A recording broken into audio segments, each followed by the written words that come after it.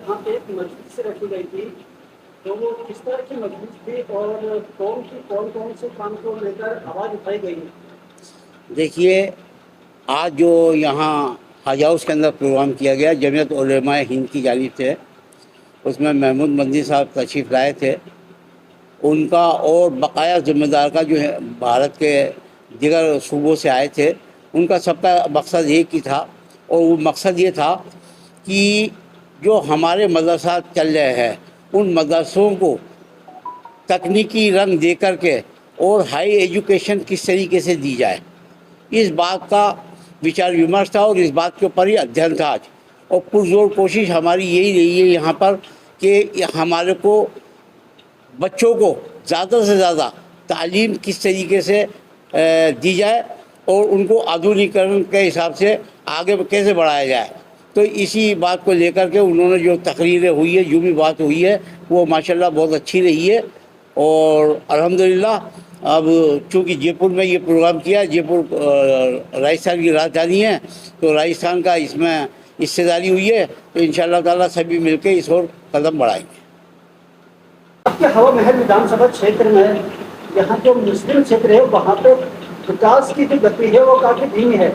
जैसे कि हज हाउस के बराबर में एक बालिका विद्यालय है जिसका काम शुरू हुआ है, लेकिन कछुआ चाल से भी स्लो चल रहा है। ईदगाह के सौंदर्यीकरण के लिए 10 करोड़ के लगभग पैसा पास हुआ है, लेकिन अभी तक इसका काम शुरू नहीं हुआ है।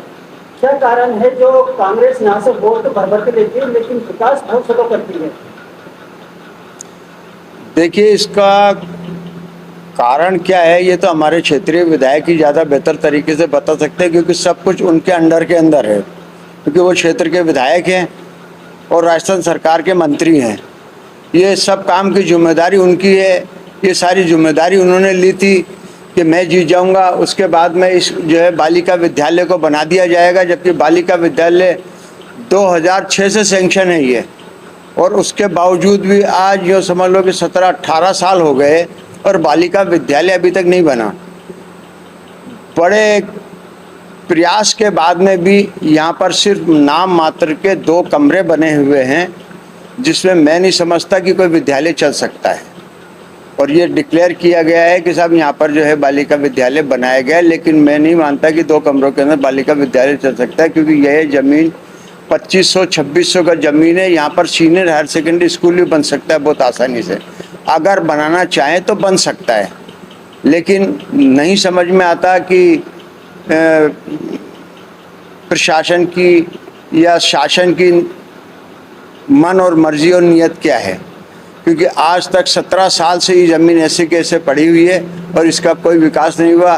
काश अगर ये विकास हो जाए तो मुस्लिम और गैर मुस्लिम बच्चे और बच्चियों को बेहिसाब फ़ायदा हो जाएगा, लेकिन अभी तक वो शिक्षा का काम यहाँ पर बिल्कुल अधूरा पड़ा हुआ है। और इस ताल्लुक़ से कई बार महेश जोशी साहब से मैंने रिक्वेस्ट भी की और भी लोगों ने रिक्वेस्ट करी कि साहब इस काम को जो है करवा दो। अब इलेक्शन का पीरियड बिल्कुल सर के ऊपर आ गया है, तो 2 कमरे यहाँ पर तामीर करा दिए गए हैं और कागज़ों के अंदर ये स्कूल लगभग चालू हो चुका है। जहाँ तक ईदगाह का ताल्लुक़ है तो ईदगाह में भी 9 करोड़ 80 लाख रुपए सेंक्शन हो चुके हैं। और मेरी जैसे कि भाई साहब से बात हुई थी, महेश जी भाई साहब से, तो उन्होंने कहा था कि भाई इसका टेंडर भी करा चुके हैं, इसका काम का टेंडर भी पास हो गया है, लेकिन अभी तक वहाँ पर करनी नहीं लगी, काम नहीं हुआ। प्रैक्टिकल तौर के ऊपर जो काम होना चाहिए वो अभी तक नहीं हुआ। दुनिया को प्रैक्टिकल काम चाहिए, कागजी काम नहीं चाहिए। कागज़ों के अंदर क्या हो रहा है क्या नहीं हो रहा है उससे पब्लिक संतुष्ट नहीं होती। पब्लिक इस इंतज़ार के अंदर है कि ईदगाह के अंदर करने लगे, काम चालू होवे, इसका सौंदर्यीकरण का काम चालू होना चाहिए, क्योंकि ईदगाह ये अपने आप में जयपुर में एक मोनामेंट है और मुसलमानों की एक ये समझ लो बहुत बड़ी मस्जिद है, जिसमें ईद और बकरीद की ख़ास नमाज़ें इसके अंदर अदा की जाती हैं। उसका सौंदर्यीकरण होना बहुत ज़्यादा ज़रूरी है। बातें चल रही हैं, ऐलान भी खूब हो चुके हैं, वादे मुआहदे भी खूब हो चुके हैं, लेकिन धरातल के ऊपर अभी तक कोई काम नहीं हुआ है। कागजी कार्रवाई बेशक पूरी हो रही है, फॉर्मेलिटियाँ हैं वो भी पूरी हो रही हैं, लेकिन अभी तक धरातल पे कोई काम नहीं हुआ है। मैं आपके चैनल के माध्यम से हमारे मंत्री जी से ये रिक्वेस्ट करूँगा और जो है माननीय मुख्यमंत्री जी से भी ये रिक्वेस्ट करूँगा कि ईदगाह के काम को जो है नज़रअंदाज नहीं किया जाए।